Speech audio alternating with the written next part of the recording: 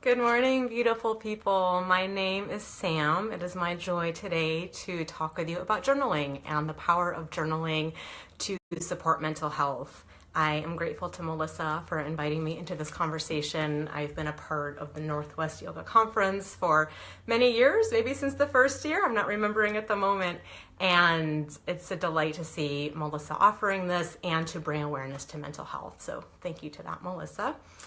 And let's get on to journaling. Talking about journaling, I have 10 minutes. I will not have time to address any questions during this session, but please write any questions you have in the comments and I'll be happy to answer them. And I have a visual aid. So journaling. In our 10 minutes together, I'll be talking about why bother? Why does journaling help? The second one, how journaling is not the same as posting or blogging or anything on social media. Two completely different things, but do both. They're both wonderful and fun. How to journal and what to journal about.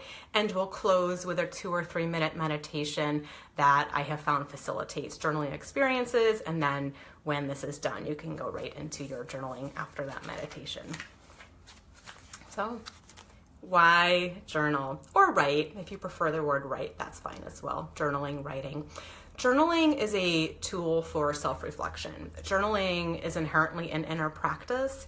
This is not about writing something that you'll be publishing or writing something that you'll be sharing with anybody else. Journaling is a tool for you to get to know you and to self-reflect. Also for processing the events of the world, the events of your day, what's happening in life, how you're feeling. It's a way for you to process that without needing to use any specific vocabulary, not needing to impress anybody with what you're saying or get any validation from other people. It's a way for you to process and have your own time and space to do that. Also, I find journaling supportive for bringing clarity.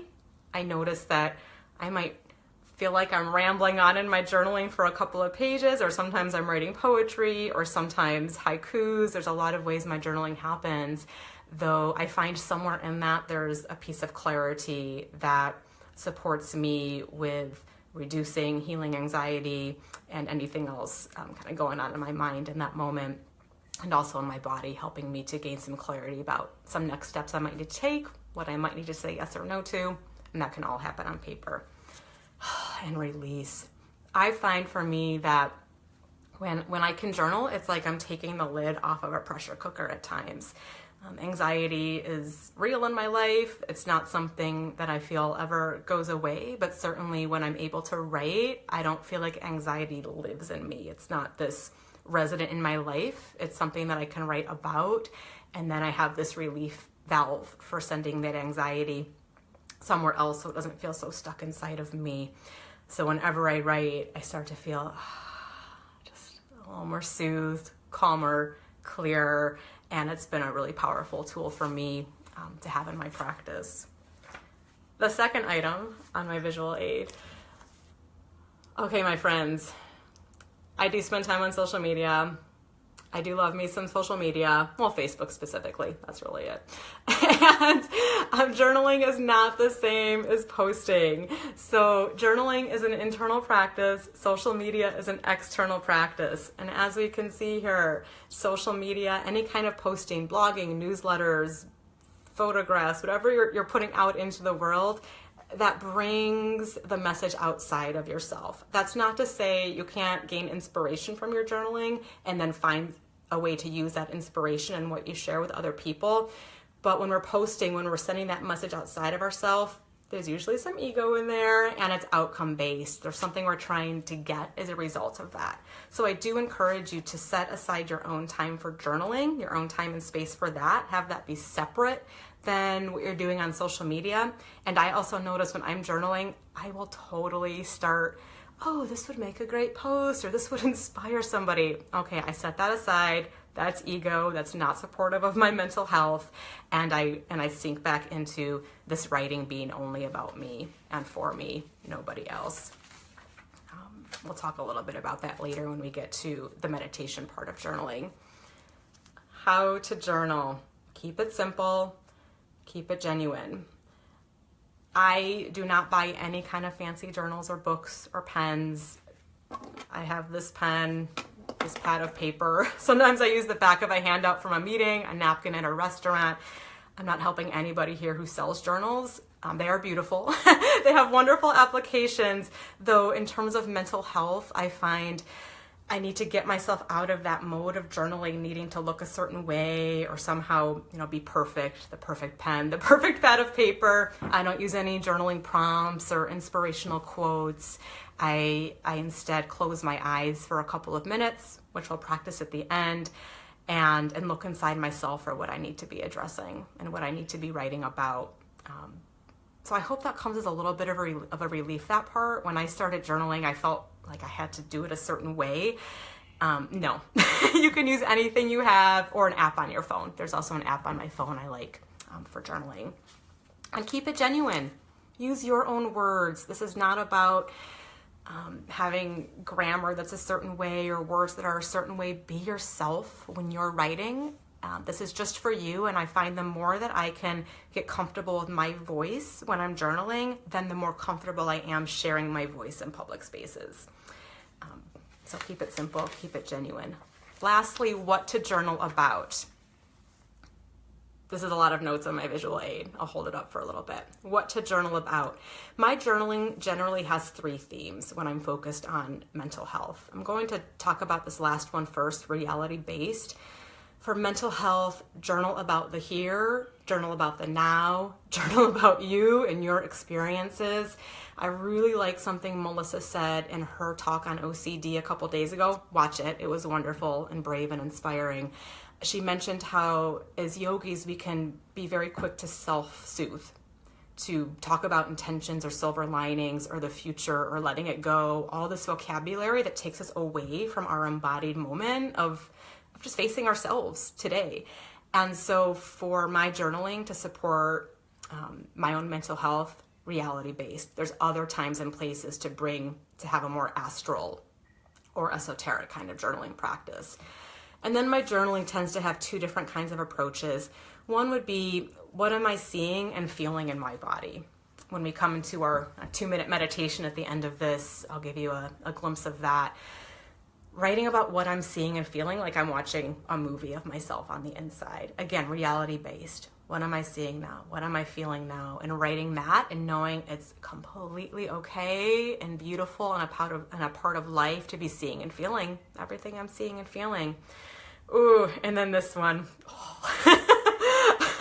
Honest answers and hidden truths. Oh gosh, so much of my anxiety has been around not really being honest about a gut instinct, or not saying no when I need to say no, not saying yes when I really do want to say yes, but I'm scared.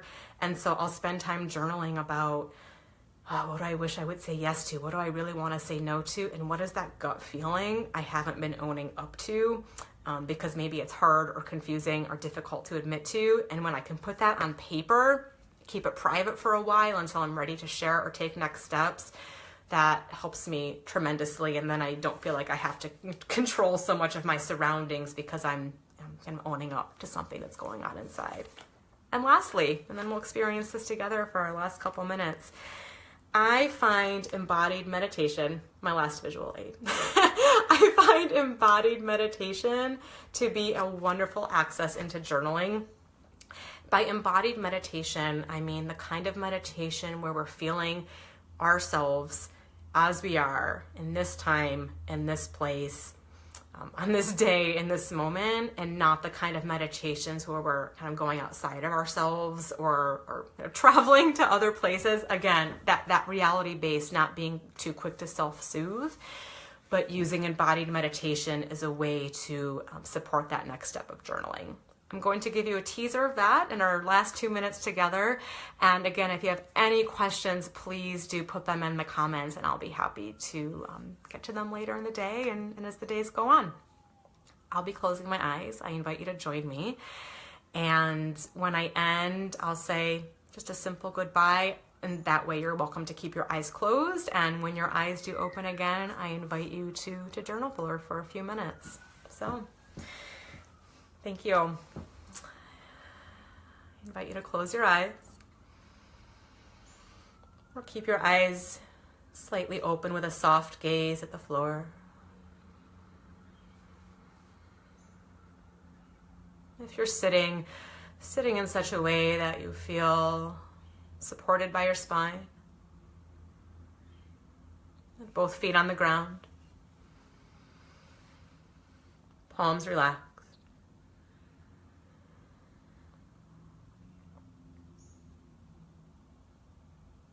Noticing for a moment the sounds taking place in the space in which you sit.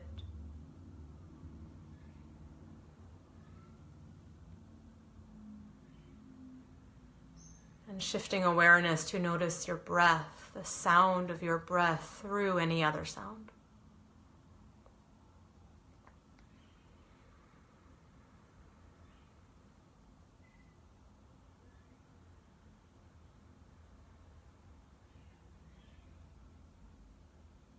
Beginning to even the breath.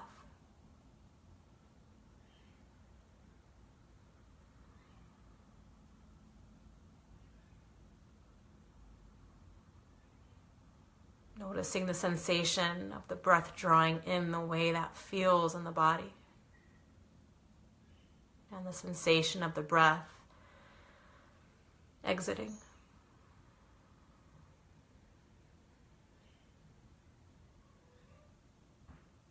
And in particular, feeling the breath as you inhale, the way the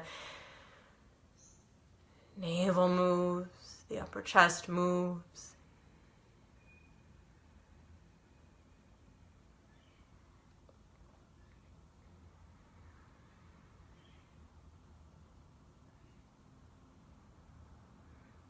And then asking yourself,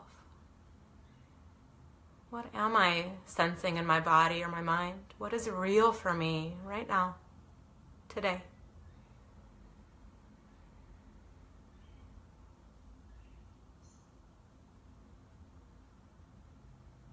Or perhaps asking yourself, do I have a gut feeling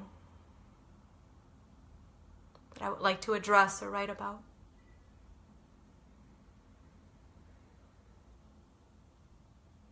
Breathing within, exploring within, and writing about whatever you see or feel or want to address. And with that, I invite you to keep your eyes closed or softly open for as long as you'd like. And when you're ready, pick up a pen and paper or an app on your phone and spend some time with yourself journaling. Thank you so much. Namaste.